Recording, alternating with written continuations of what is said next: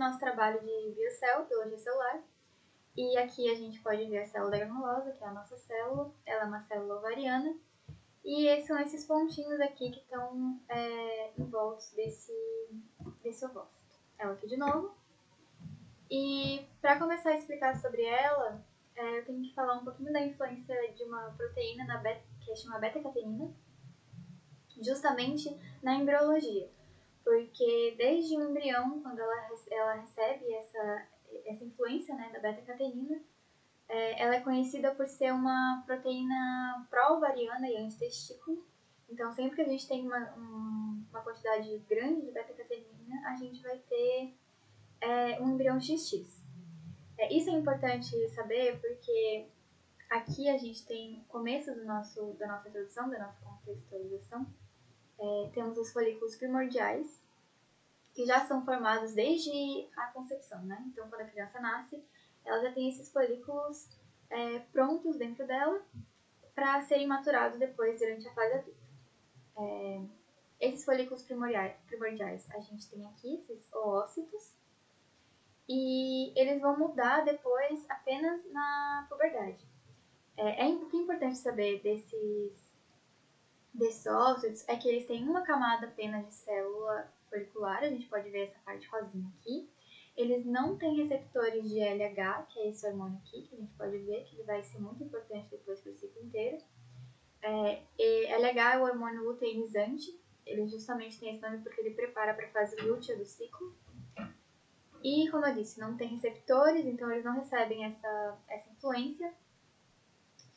E aqui depois a gente tem o folículo primário, que é quando já começa a puberdade. E a gente já pode ver aqui que a célula da granulosa, que é justamente esse folículo aqui, que antes estava reto, começa a se tornar cuboide. Então a gente já tem a primeira diferenciação dela, que acontece justamente porque no folículo primário a gente começa a entrar com o estímulo do LH. A gente também tem aqui, a gente não consegue ver nessa imagem, mas aqui a gente começa também com a zona pelúcida, que eu já vou explicar um pouquinho melhor sobre ela. E no folículo secundário, o que a gente precisa saber é que eles começam a receber influência de um hormônio chamado FSH, que é um tipo de LH, de um hormônio luteinizante, só que ele trabalha específico com a célula da granulosa. Então, toda vez que a gente tem influência dele, a gente está recebendo influência sobre ele na granulosa, especificamente. A gente começa aqui a diferenciação da célula da teca e os folículos se tornam secundários. Aqui ele estava se diferenciando, mas ele ainda era primário. Aqui ele já se torna secundário. E aqui eu falei que era no folículo primário que eles começavam a formar os líquidos. Perdão, era no secundário. Aqui no folículo secundário. Esses líquidos, eles vão formar a cavidade antral, que começa mais expressivamente no folículo terciário. Porque a cavidade antral é formada por bolsas. Esses líquidos, eles formam espaços entre as células, aqui a gente já pode ver que eles estão separando. E é por essa cavidade que o óvulo vai ser expelido. Então, a gente tem aqui, no folículo pré-ovulatório, um grande espaço desse antro se formando. E a gente tem aqui um boom do hormônio FSH, porque a célula da granulosa também vai se diferenciar em duas. Então, a gente tem a diferenciação da teca, em duas também, e da granulosa. E a célula da granulosa também se diferencia em duas. A gente tem a célula da granulosa mural e a célula da granulosa cúmulus. A cúmulus, ela fica mais próxima do ovócito. Vocês podem ver aqui também que quando ele é expelido, ela vai junto com ele, porque a função dela realmente é de proteger e de ajudar no desenvolvimento dele, mesmo depois de ele ser expelido. Então, ela ajuda até mesmo na concepção, né? Quando tem o espermatozoide, ele entra e, enfim, acontece a gravidez. E as células murais da granulosa, elas ficam mais distantes aqui, porque elas ficam responsáveis por fazer a produção de progesterona e de estrogênio. O que vai ser bastante importante para a escolha de qual ovócito que vai ser liberado naquele mês. O que determina qual óvulo vai ser expelido é justamente o óvulo que tem mais progesterona. E quem fica responsável por essa secreção de progesterona é a célula granulosa humoral. Aqui a gente consegue ver todos os processos que eu falei. A zona pelúcida aqui. Aqui a cavidade antral, cheia de líquidos e bolsas. Desde a fase 3 aqui já se formando. Aqui a gente pode ver que os líquidos eles são secretados junto com o ovócito, porque eles fazem essa passagem também, né? Eles impulsionam e fazem aí uma lubrificação do caminho. Aqui o óvulo está sendo expelido. E aqui também é importante falar que depois, essa parte rugosa aqui na fase 6, que é depois que o óvulo ele já saiu, já está fazendo o caminho dele, caminho das trompas, esse aqui é o corpo lúteo, né? A gente vai citar um pouquinho dele depois também. E basicamente é isso essa parte.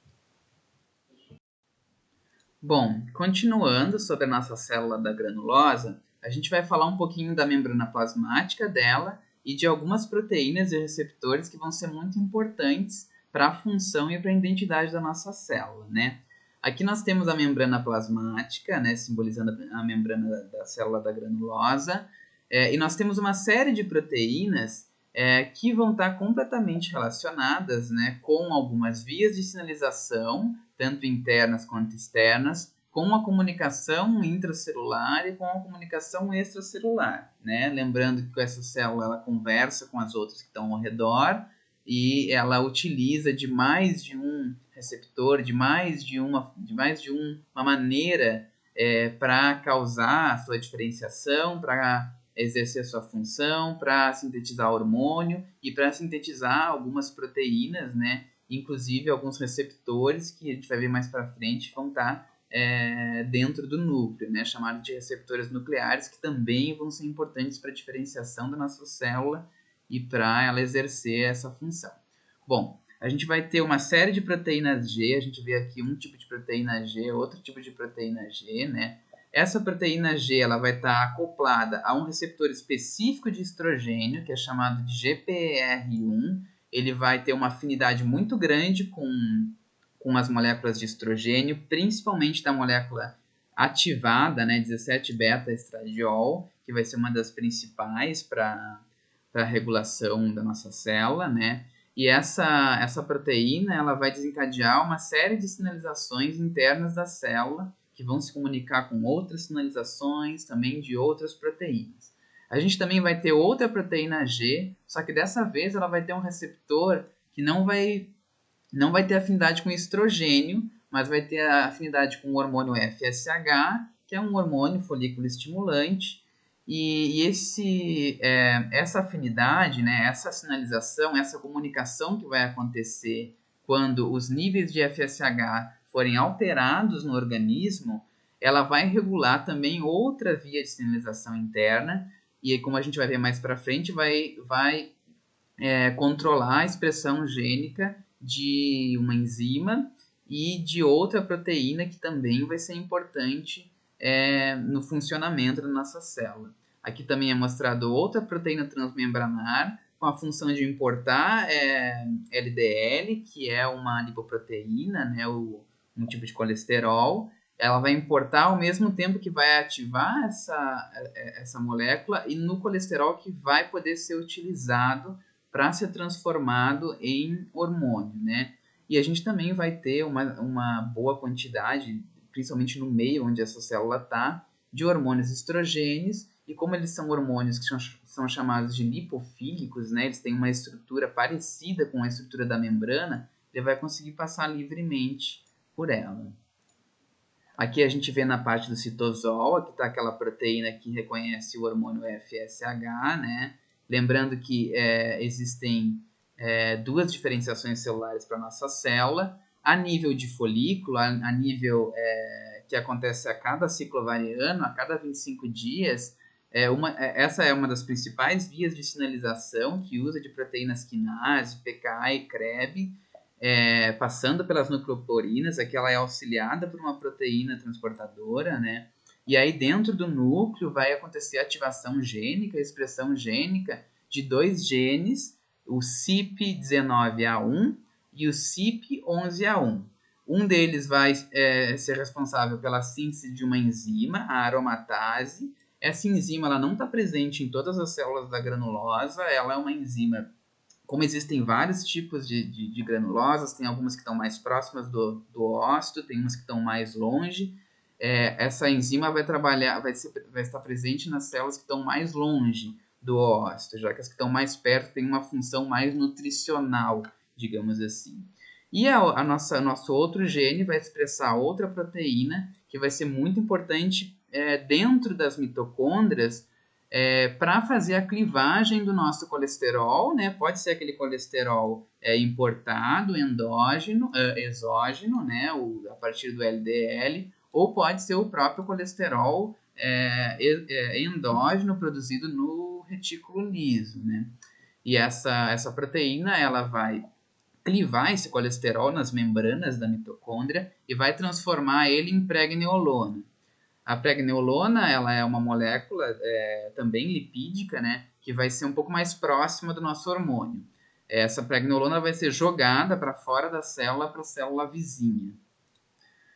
Bom, aqui na célula vizinha, a pregneolona ela é jogada, né, ela é chamada de célula da teca, ela está um pouco mais afastada, e dentro dessa célula ela vai ser transformada em androstediona, né? Como a nossa célula da granulosa, ela possui as enzimas que vão clivar a androstediona, né? Mas não possui a molécula de androstediona. Então ela precisa dessa troca que vai passar pela lâmina basal, que é uma parte da matriz extracelular, né, das células, e que vai funcionar também na sinalização celular, né, na troca molecular entre essas células. E lembrando também, as nossas células da teca, ela é a única do ciclo entre essas duas que possui contato com a corrente sanguínea, né? Então, os nutrientes e as moléculas necessárias a partir da corrente sanguínea vão normalmente, não é em todos os casos, passar primeiro pelas células da teca para depois irem para as células da granulosa. As células da teca também vão possuir uma quantidade maior de retículo endoplasmático, né? E isso vai facilitar essas clivagens, vai facilitar essa síntese de colesterol também e a síntese de algumas moléculas que, por a nossa célula da granulosa não ter muito retículo endoplasmático e ter mais mitocôndrias e outras organelas, elas vão estar em uma constante troca molecular. Aqui nós temos um esquema que mostra algumas dessas vias de sinalização na célula da teca que não existem na célula da granulosa, né? Ou algumas funções que a célula da teca consegue fazer que são necessárias para a célula da granulosa, mas ela não consegue fazer sozinha. E aqui, só para nós ilustrar, né, nós vamos ter as células da granulosa mais próximas do oócito, e nessa parte aqui, e nós vamos ter as células da teca mais ou menos nessa parte aqui, nessa linha mais escura, onde vai ter como se fosse uma camada de células que vão estar muito próximas uma da outra, que vão servir como limite, né, dentro do folículo, entre as células da granulosa e as células que vão estar após as células da teca, e que também vai funcionar, né, como esse campo que vai conectar essas duas células, que vai permitir essas trocas. Voltando, depois da androstediona sair da célula da teca, ela volta para a granulosa, passa facilmente pela membrana lipoproteica, né? E aí, como aqui a gente já vai ter a enzima aromatase, que foi sintetizada, né, a partir daquele gene no núcleo, ela vai ser clivada por essa enzima e vai ser transformada em estrogênio. Aqui mostra uma simulação do que seria essa transformação, né, essa catálise. Na verdade, ela sai na forma de estradiol, aquela forma ativada de estrogênio. E só para recapitular, toda essa expressão, todo esse processo é controlado pelo nível de hormônio FSH que vai ter no organismo, que vai ter no ambiente externo e na matriz extracelular, né, no ambiente externo da célula, que vai regular a expressão gênica através dessa síntese, dessas vias de sinalização, que vai ser responsável pela síntese de aromatase. Aqui nós temos uma visão geral, incluindo outras vias de sinalização que não podem ser excluídas para a identidade da célula da granulosa. No caso aqui nós estamos mostrando aquela outra proteína G que é responsável por reconhecer o estrogênio, né, através do seu receptor específico aqui. Essa proteína vai regular uma série de vias de sinalização. Dentre delas nós teremos essa via de sinalização que é chamada de indireta, ao mesmo tempo que nós vamos ter também receptores nucleares, chamados de receptor ER-alfa e ER-beta. Esses receptores eles ficam normalmente no núcleo. Quando necessário, são ativados, passam pelas nucleoporinas, vão para o citosol, se acoplam na molécula de estradiol através de uma afinidade entre as proteínas, carregada para o núcleo novamente, onde vai se acoplar diretamente na região promotora do gene, né? E no caso do gene ESR1 e ESR2, e que vai sintetizar a partir daí esses receptores nucleares ER-beta e ER-alfa, né? Então, essa via é chamada de via de sinalização direta, porque ela passa diretamente, o hormônio passa diretamente pela membrana, vai até o núcleo, faz a transcrição, faz essa expressão gênica, a síntese das proteínas que tem essa função de receptores nucleares e trabalha em conjunto. A gente vê aqui uma ligação entre essas vias de sinalização, porque elas não trabalham sozinhas, muitas vezes tem influências que ainda não são bem delimitadas, digamos assim, mas como existem específicas funções dependendo da posição e do lugar da onde a nossa célula está, vai ser importante que essas vias de sinalização, direta e indireta, se comuniquem e regulem em uma forma de conjunto, né, as expressões que vão sintetizar essas proteínas que vão definir a função e o momento que a nossa célula vai sintetizar mais ou menos estrogênio, que a nossa célula vai ter mais ou menos receptores, tanto nucleares quanto de membrana, ou que a nossa célula vai mandar mais pregnenolona para fora e vai receber mais androstenediona. Bom, aqui a gente chega na parte do retículo endoplasmático. Esse é o retículo endoplasmático liso. E basicamente é nele que acontece a síntese do colesterol, como a gente está vendo aqui. O que vai acontecer é que a aromatase vai pegar esse colesterol e vai transformar em estrogênio.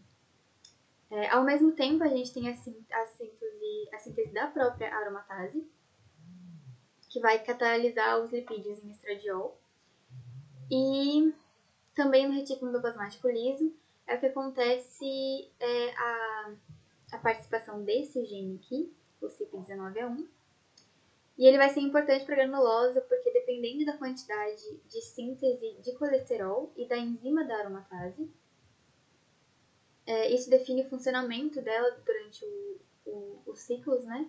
Os ovócitos e o ciclo ovariano, já que a regulação dos hormônios usa muito a participação do colesterol. E basicamente o que acontece aqui é que a síntese da aromatase ela é mais presente nas células da granulosa mural, enquanto a participação da síntese lipídica do colesterol ela é mais presente na granulosa cumulus. E depois, né, de todo esse processo, a célula da granulosa, que antes era pré-ovulatória, agora se transforma em pós-ovulatória, ou célula da granulosa lutênica. E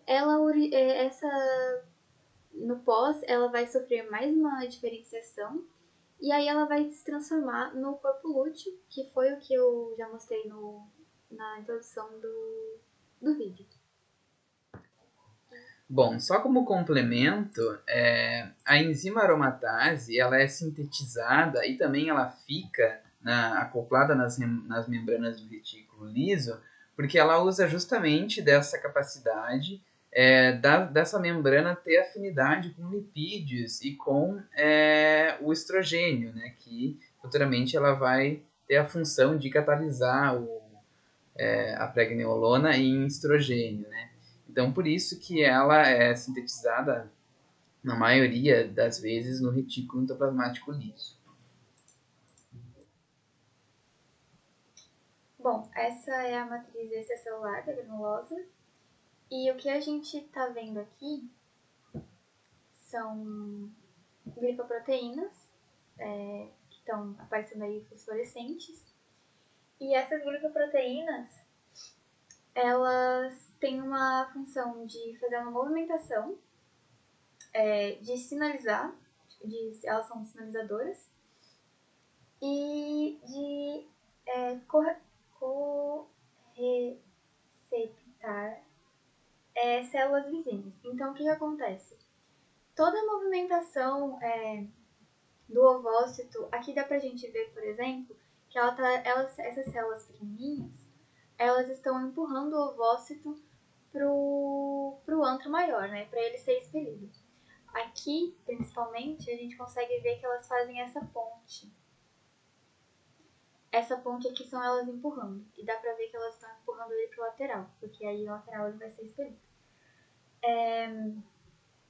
Bom, como dá pra ver, elas têm bastante abundância, né? Elas são bem presentes na nossa célula. Aqui o nome delas, esqueci de falar no começo, fibronectina. E uma coisa importante também para falar sobre elas é que elas dependem muito também, principalmente em relação à quantidade, do hormônio que a gente já falou aqui, FSH. Então, quanto mais esse hormônio é presente, mais elas vão estar presentes na célula também. Aí aqui a gente consegue ver também, uma coisa bem legal aqui, é justamente elas empurrando esse ovócito. Então aqui a gente tem a presença delas aqui. E aqui a gente consegue ver que elas já empurraram ele bem pro final. A gente consegue ver nas duas imagens. Aqui elas estão, o ovócito está bem centralizado e elas estão empurrando ele. E aqui ele já está no ladinho. Uma coisa também que eu esqueci de mencionar é que, como eu falei no começo, não só um ovócito passa pelos processos, né?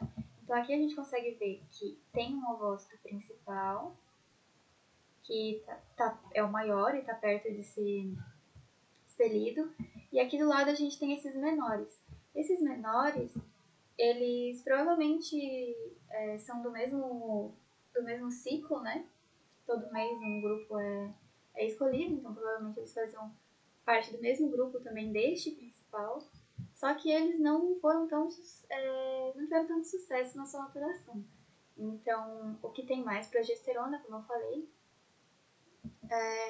vai ser o expelido, que é esse principal que a gente está vendo aqui, mas é interessante de ver também que ele não fica maturo sozinho. Então, aqui do lado a gente tem os ovócitos que provavelmente vão aí sofrer apoptose ou vão ficar pro mês seguinte. E é isso sobre a matriz celular.